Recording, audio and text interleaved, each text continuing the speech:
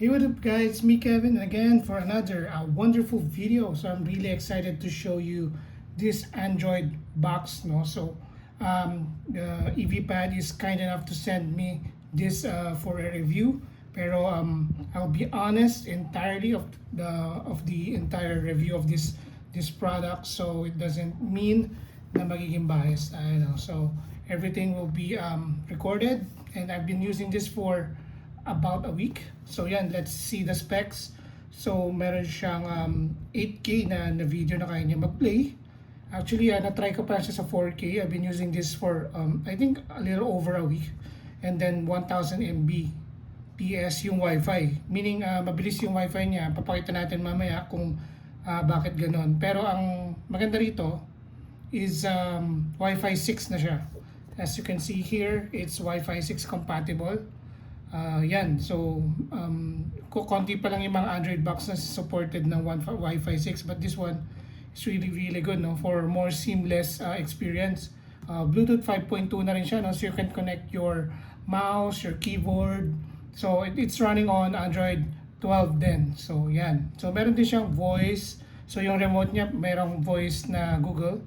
So yun, 1000 Mbps, and meron din siyang Type-C. Mamaya ikutan natin yung product. But this one, this is the box, very clean, very simple. This is the EVPad P. So yan, this is the higher version. Meron silang lower variant, but kung bibili rin kayo, just go for this one, the EVPad 12P. So yan, let's unbox this Android po. Ito yung ano niya, yung product. So this one, ito mamaya, tabi muna natin. This is the EVPad. Of course, sa baba, they sent me dalawa, no? For this one is for, I'm not sure what to do with this one. So yeah, meron siyang Type-C na cable, meron din siyang power brick na pwede niyong ipalitan ng mga yung dulo. Yan, ito ginagamit ko yung dalawang prongs lang. So meron din siyang HDMI cable at meron din siyang remote. Ang downside nito, walang battery kasama. So yun lang. So this is the remote. Let's see the remote first. So bilisan na natin. This is the remote. Meron siyang air mouse dito, no? So pakita ko sa inyo kung paano ginagamit ito later. Meron siyang Google Play, shortcut key, YouTube, power button dito, and volume. Of course, very normal lang naman, no? So gumagamit siya ng dalawang AAA na battery. So yan. Very simple remote, and this one is your TV box. So yan, meron siyang LED display dito. Ipapakita rin natin later. So yan, dito naman sa left side niya, walang port. Dito naman sa kabilang side, meron siyang Type A port dito, Type C, and yung micro SD. So pwede kayo mag-play ng mga external video files or music files dito.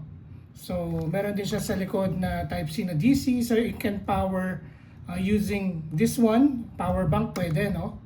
You can use power bank to play this, which is really unique, no, sa ganitong device. Tapos meron din siyang hardwire na LAN cable, so for more stable streaming, lalo na pag 4K to 8K video, you want a seamless experience, diba? So you can use hardwire it to a LAN cable, HDMI port, and I'm not sure what this one is, and this one is for your AV power cable. So ayun, sa ibabaw, ilalim naman is your ventilation. So meron din siyang rubber footing, so hindi dudula sa mga surfaces. So I think yun lang naman, no? Very generous sa mga ports yung EVPad na 12, no? Meron ding mga previous model na hindi ganito kadami yung port selection. So kudos to EVPad for including all those ports. So let's try the user interface. Okay guys, so ito yung makikita nyo, no? So actually pag bukas na nito, tatanungin kayo kung, ay set up nyo siya, tatanungin kayo kung anong language. I chose I chose English, pero meron mga option Thailand, Indonesian or Filipino, but I chose English. Very seamless lang, no? Lalo na kung may Google account na kayo. Very seamless lang yung pag-setup nitong device. Wala pang 5 minutes, you can just access your Google account and just pair this with this one. Very easy. So ito yung pinaka-interface niya, no? So I have Play Store here. So you can download anything dun sa Play Store. Isa sa mga gusto kong features nito is of course Play Store, so you can download games like this one, Turbo Racing, yan. Ito yung mga, actually may mga nag-review na ng games, so you can play games here, and since nag-accept ng Bluetooth yung device, so you can use your remote gaming controller dito sa mga games na to. So hindi naman ako mag-games, no, so I usually use this product for media consumption. So nag-download tayo ng mga YouTube, ganyan, nag-download tayo ng Disney, actually yung Netflix is not supported. May work around dito, no? I just download the APK file and then parang hinard install ko dun sa device. So nilagay ko yung APK sa USB and then I installed it right out of yung USB na yon dun sa device na yan. So it's a nice feature, no? So it's an additional na gawain, but if you really want to play Netflix here or using your account, and then you can, but hindi siya ganun kadali. And yan. So yan, it's not really malinis na interface, no? It's because hindi talaga siya 100% supported, but it is you can play Netflix here. But yeah, ipapakita natin later kung ano pa yung mga ano natin. Ito yung app list. Yan, so you can download Disney. Yan, Disney supported HBO Max. Meron din siyang Prime. Ito pala yung mga nagagamit ko. So, and YouTube. At ito yung pinakamaganda. I think this is one of the better features nitong ano to. No? Kaya nyo siya bibilin.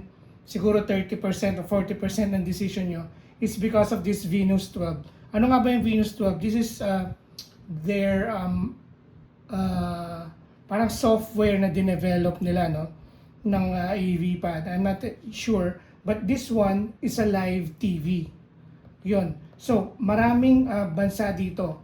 Yan, Taiwan, China. Local channels pwede nyo mapanood. So, very, very ang dami niyang choices. So Japan, yan. For example, yan, mga ganyan. Pwede kayong manood and then separate channels here. Ayan, marami yan. Maraming channels. So, yan. Ito yung mga usually pinapanood ko. TLC, in NBA History Channel, yan, TLC, ESPN, more on sports kasi ako eh. So, kung ano yung kinlik nyo, lalabas dyan sa history. At ito rin yun, Ito rin yun. If you don't want to subscribe sa mga Prime, Netflix, Disney na napakamahal na ng monthly subscription, ito one time lang to nabilihan. You can watch new movies here. Etong mga to, ito yung Super Mario, di ba? Bago lang yan. Ayan, itong mga Star Wars na yan. Bago lang, kompleto yan. From old to new. Tapos ito yung Devil Wears Prada 2. Ayan, bago lang din yan. It's a full movie. You can watch the entire movie. Yan. So, hindi lang yan, no? Napakarami. Hindi lang siya yung mga exclusive sa Prime or sa Netflix. Meron din mga iba-ibang movie rito. DB, ayan. Mga film, ito, Evil Dead Burn. Ito, kapalabas lang sa sinihan. Meron na kagad dito. So, yan, Soulmate, Devil's Mouth. May makita mo yung mga Netflix exclusive dito. So, yan. Nare-refresh yan every week. May mga bagong lalabas. Every couple of days may lalabas. Obsession, di ba? Bago lang din. Yan, pwede mo panoorin dito. It's very, very good. I mean, hindi mo na kailangan manood na sine or hintayin mo na lang dito ma-release. Yan, ito yung binabayaran mo dito sa presyo na to. Though it's relatively expensive, but you get what you pay for kasi you subscribe to those subscription streaming na Netflix. It's for a lifetime. So yun yung pinaka binabayaran mo dito. So yun, meron din siya mga Chinese na series, anime series. Napakarami. A Child. Ayan, yung mga pambata gusto manood ng mga cartoons, My Little Pony, Ice Age, Ratatouille, napakarami. As in thousands and thousands. Yan, short videos, short films, yan, sports, meron din dito. Ayan, mga football, basketball, yan, napakarami. 4K na mga video, yan, di ba? Ang daming choices. So yan, ano yan, new arrival, ano dito, grabe. So everything here is included.